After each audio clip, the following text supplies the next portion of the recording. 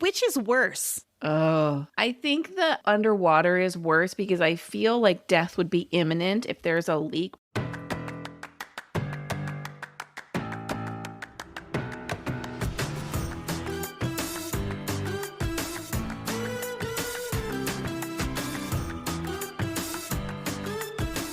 Hey everybody, welcome to Girls Gone Hallmark, a Hallmark review podcast. I'm Megan, and I'm a lifelong Hallmark movie fan. I'm Wendy, and I've seen Jaws 3. This hotel is a hard pass for me. Have you seen Jaws 3? Do you know what I'm talking about? I won't watch a Jaws movie, thank you very much. Listen, they're like at SeaWorld, and they're in some sort of like underwater like tunnel, and Jaws breaks through the tunnel. There's no way I'm staying in this hotel. Absolutely friggin' not. Oh, wait till we get to my first impression. Today, we're discussing Love in the Maldives, which originally aired on Saturday, April 1st on the Hallmark Channel. If you want to connect with us outside of the podcast, we would love for you to follow us on Instagram. You can find us both at Megan and Wendy and at Girls Gone Hallmark. You can also jump into our Girls Gone Hallmark Facebook group. And I was hoping here, we have a ton of new listeners and a ton of new Facebook group members. I was thinking maybe we could just say hi to the new listeners here and give a quick backstory on Girls Gone Hallmark and how that came about. Let's do it. Go ahead. Well, the origin story of Girls Gone Hallmark is, to take it way back, in October of 2020, we launched our other podcast, Long Story Short, with Megan and Wendy. And almost immediately thereafter, Wendy, who had never seen a Hallmark movie, had the idea to do a bonus episode for the countdown to Christmas season, reviewing some of the Hallmark original movies. And I think the plan at the time was for it to be a limited run series. Mm-hmm.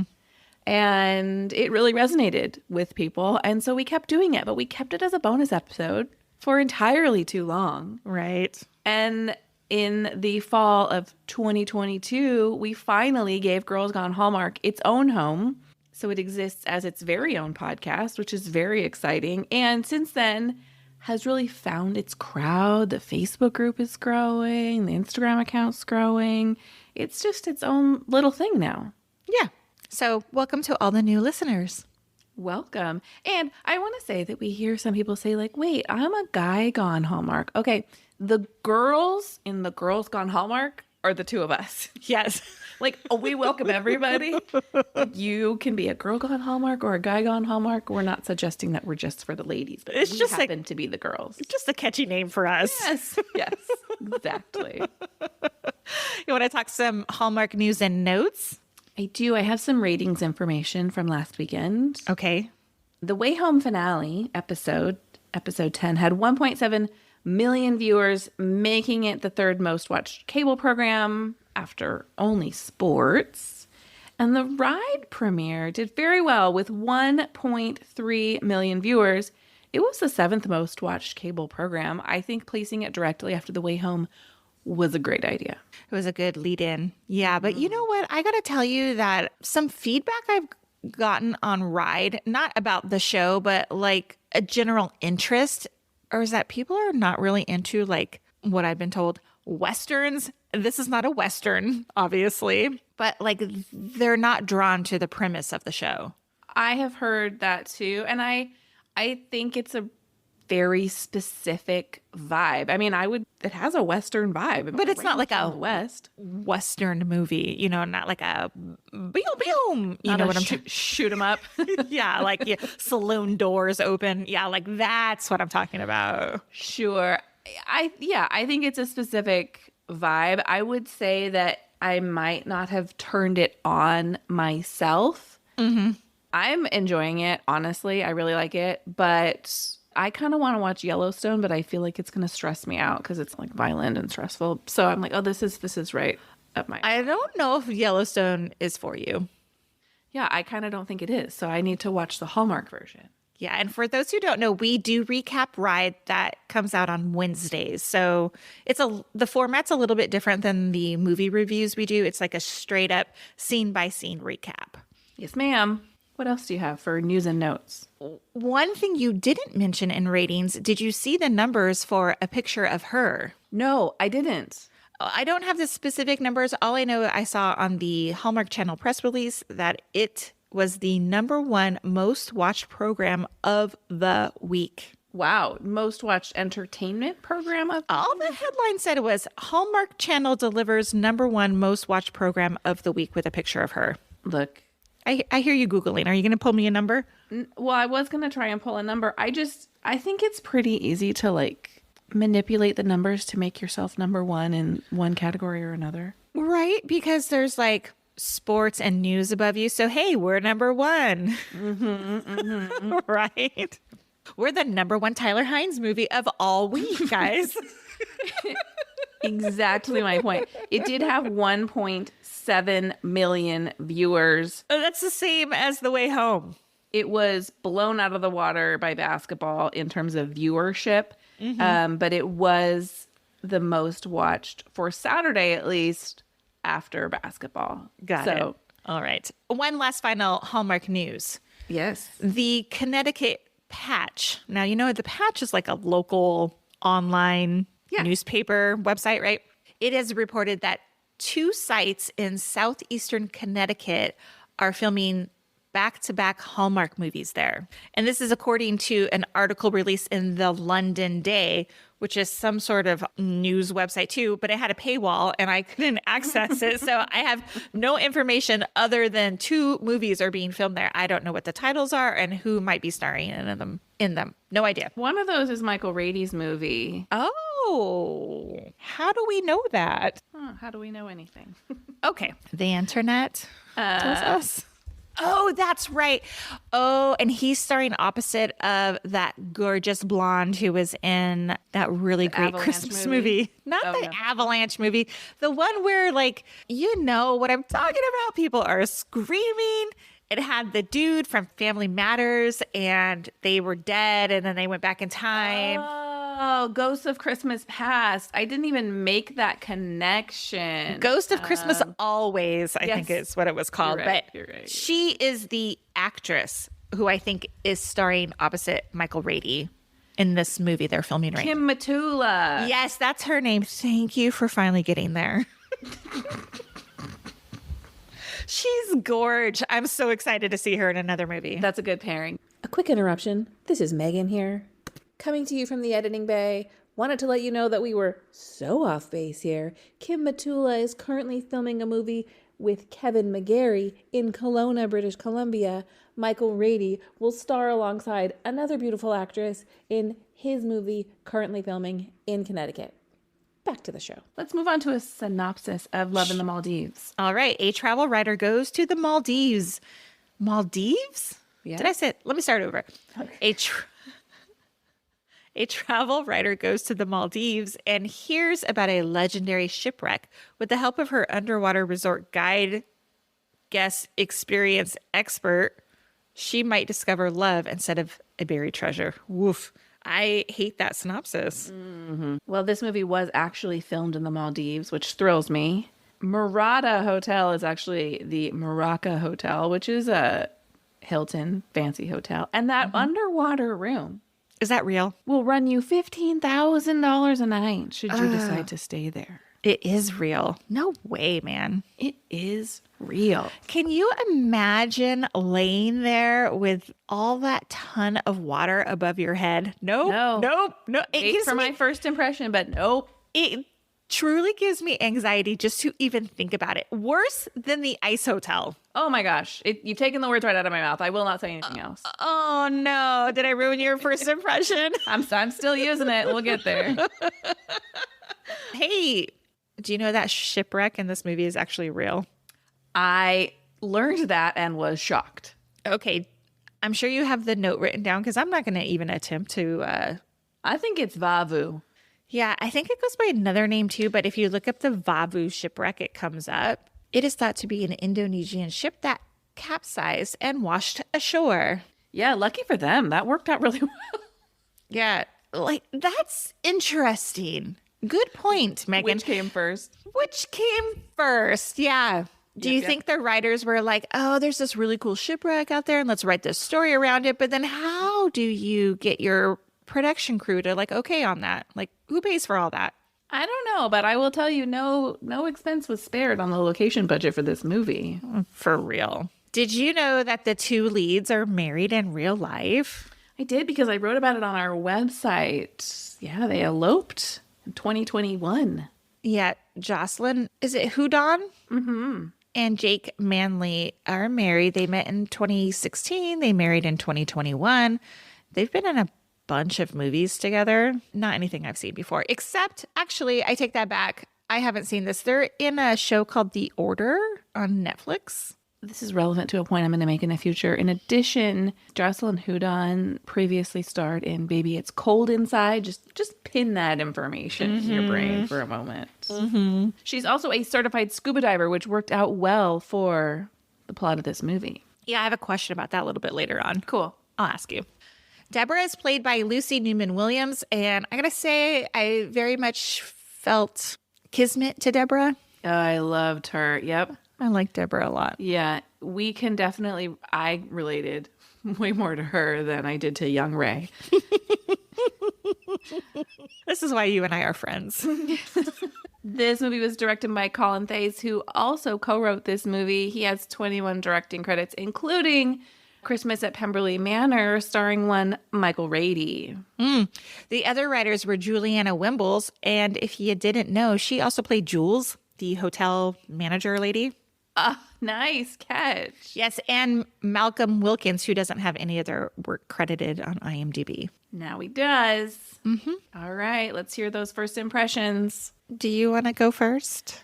I'm never sleeping in an ice hotel, and I'm never sleeping underwater. I mean, which is worse? Oh, I think the underwater is worse because I feel like death would be imminent if there's a leak. But if the ice hotel seems like it might be a slower deterioration. Because my problem with the ice hotel is A, it's uncomfortable, but B, like, what if it melts and then you're in big trouble? Mm-hmm. I feel like you'd have a little bit of a warning if it were going to melt. You can escape if it's melting. Potentially, but if you spring a leak underwater, it's goodbye, George. Yeah, I mean, look how fast the Titanic went down. There's no freaking way. Like, even if it was like a small leak, the pressure alone from the ocean. No, I'm so claustrophobic. And the claustrophobic underwater. No, have you ever seen on like the Travel Channel, they have those hotel rooms that you have to swim up underneath into? No, I'm not doing that either. And there's like somehow they've managed to like keep air inside. Absolutely not. I could never do it. I am not a solo adventure traveler. No. Okay, are you ready for my first impression? I am. Uh-oh, is this another movie where I have to talk about the lead's hair? Uh-oh. I'm making that emoji face like that. Is that all we're going to say about that? By the way, did you hear that there was an article that came out where Christopher Plaha said that was an intentional choice because he wanted to look kind of like rumpled and like he didn't have his S together? Listen, I didn't read the article, but the Palaha fans sure gave it to me in the DMs. So I will never talk about Mr. Palaha's hair ever again, even if it was a style choice for a movie role. What did we like about this movie? I'll go first. Please. I thought the two leads, Jocelyn and Jake, those are their real names, not their, what are their, Ray and Jared, right? Correct. I thought they had undeniable chemistry. Totally. It wasn't oozing like last week's Tyler Hines, Rihanna Fish movie, but I thought that they seemed incredibly comfortable with each other and were having fun. Comfortable is exactly the word I used too. And I think that's a good point because about them not having like that hot, steamy chemistry like we felt in last week's movie. Because some people were like, they don't have chemistry, but it comes in different forms. And I agree. They felt very comfortable. I liked the way they looked at each other. Mm-hmm. When they kiss on the beach and she just grabs him, I was like, that's the kiss of people who are super comfortable. That was like a real kiss between two people. Yeah. Yeah. I didn't hate the Maldives, I'll tell you.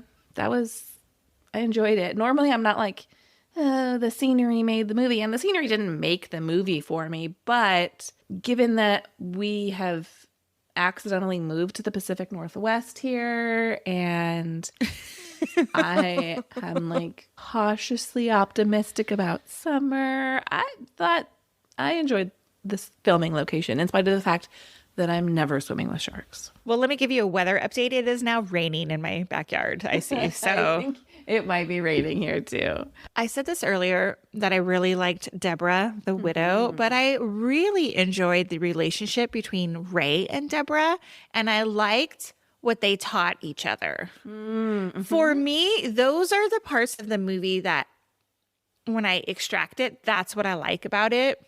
That's the kind of messaging that I get. And maybe it's personal to me instead of just being like, oh, it was this cute, like romantic movie. Like I really liked that we have this older widow connecting with this younger single gal and they have something to teach each other. I just enjoyed it. I liked their interaction a lot too. It felt very real and believable to me. I also liked at the end of the movie Jared's declaration that he was ready to travel the world with Ray. Contrary to last week's movie where I felt like, what's the actual future that these two people have? They really didn't make that clear, like how they're going to make their lives together work. I feel like we finally have two people whose lives work well together in terms of his dreams and her dreams. And I thought they complemented each other. No one's giving up something for the other. Yeah, they're like going on an adventure together. Yeah, in a way that makes sense to me. Yeah, I hear you. Well, and I will say at the end, I like that they weren't like, I love you too. It was just like, I'm falling for you. Like, yes, let's be realistic. She's here for like a week. And I know people don't want reality in their Hallmark movies. They want a happy ending, but I liked that they just kept it real, like not super cheesy romantic. I really liked the cinematography when they were swimming under. Well, they were swimming in the ocean, like doing the diving around the like shipwreckage and all that stuff. But they were like snorkeling. And I don't know if the one time that I've ever snorkeled, like my little tube like stayed up above the water. So I have no idea how you hold your breath for so long when you dive under with a snorkel gear on. I had the same thought, and I thought, with the snorkel in my mouth, would I accidentally take a breath and end up swallowing a lungful of water? But again, I don't know how freediving works and if you're supposed to keep the snorkel in your mouth just so it's not flopping all around your head. I don't know, dude. How do you hold your breath for so long? Oh, well, I'm old and they're young and have greater lung capacity than I do. Yeah, well, I just thought that scene was really cool. And I wondered if that was really them. Now, I know that you said that Jocelyn Hudon dives. She's like a certified diver. So maybe it was her, but I have no idea. I thought it looked like her. I really thought it looked like her. I gotta say, and this is a personal note, like I would never want anybody filming me swimming underwater in a really cute bathing suit because it would just be like, no, it just would be not a good look. I thought those scenes were really well done. Agree. I liked all that underwater filming as well. She just made it look beautiful. Like I would just look like a struggling for air. You know what I mean? I do know what you mean. I just can't even, my face would look crazy. Like there's just no way. Racing for the surface to get a breath. Totally. Did you have anything else you liked? Ooh, that's a bad sign. It's not. Okay, what'd you wish for? This movie was overall pretty enjoyable to me. However, it had one glaring problem, and I saw it coming from across the sea, and I wish it hadn't taken the exact same conflict that we saw in movies like Chasing Waterfalls and Journey of My Heart, where the conflict is created because the main character forgets how the internet works. When they took the selfie in front of the shipwreck, I was like, oh, there you go. Relationship's over because it's going to accidentally go to the editor. And this is going to be the story she wants. Yeah, I was like, really? We're doing this again? But if I could also point out that like back-to-back movies with an accidental photo, because it got shared to the editor like on accident, right? It wasn't like a geotag situation like those two movies that you mentioned. Yeah, not a geotag situation. It was just in their shared drive. Right.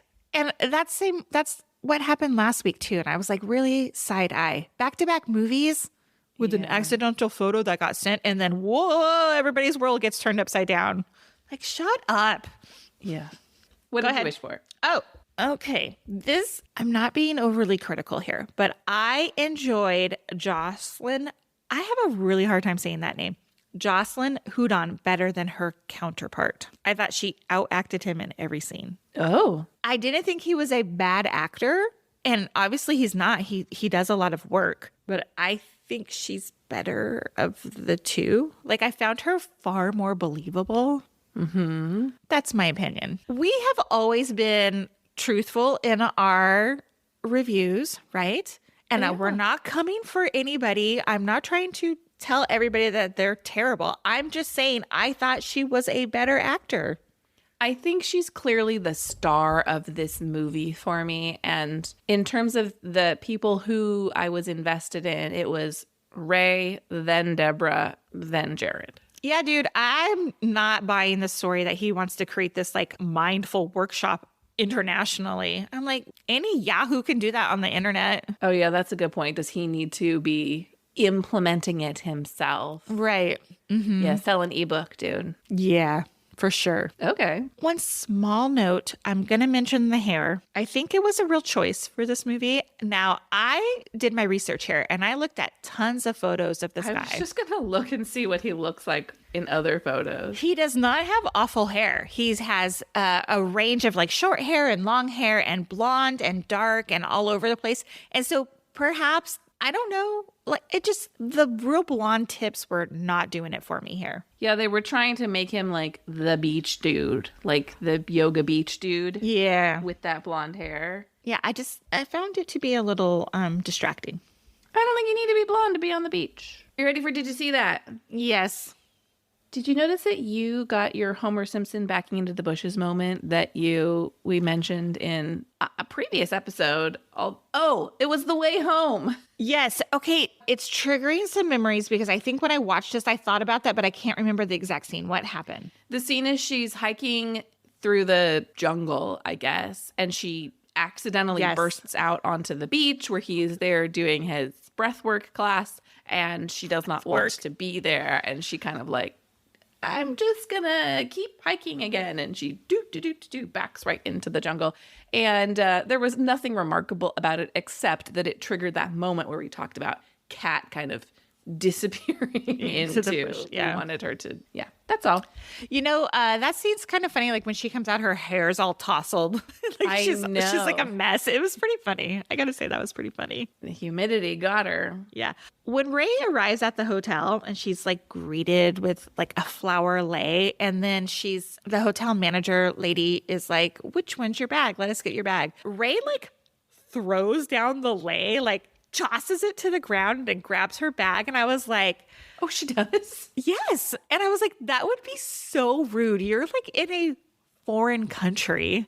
You would never like be so disrespectful. I don't think. No, keep the lei on until you get to your room. Especially as this girl's like this world traveler, you know, she would never. That's bizarre. Also, her bag was entirely too empty. Oh, yes. Yes. Too empty. And I think it was even mentioned in our Facebook group. It's like, where was she carrying all the dresses and the heels and everything for her? Did you notice that the silent disco dance that they held was in Ray's hotel room? Oh, cleared out the furniture. It's the same room. I would stake very little on it, but I'm pretty sure that it's the same hotel room. I didn't notice. What I did notice is that they use like AirPods for that. Yeah. Like everyone I've ever seen, they wear like the big, huge like headphones. They were like, crew, bring your AirPods to set. Right. Totally.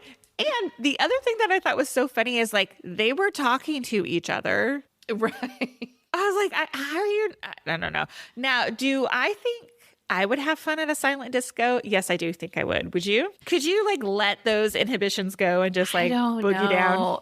You know, so I've never been to one, but I know people who've done it for high school dances. Oh. And you know that, I don't know if this is how every silent disco works, but there's different music you can choose from. Oh, interesting. So not everybody's dancing to the same music. That's got to be wild to watch in real life. Yeah. Like you got like some people dancing to like emo music or punk music, Yes. hip hop music. Whoa, totally crazy. Have you ever seen the behind the scenes of a TV show where they're filming a dancing scene and you realize there's no actual music playing? So those actors are just dancing and it's silent and all you hear is like their feet like I always notice that in movies, especially like the movies of the early 2000s where they're like high school movies or they're kids at parties and they're like dancing in the back. And there's like, what are you dancing to? Not the music that's playing through the TV right now. So I feel like that's what it would look like. Like if someone took their headphones off, everyone would just look like a bozo. So that's my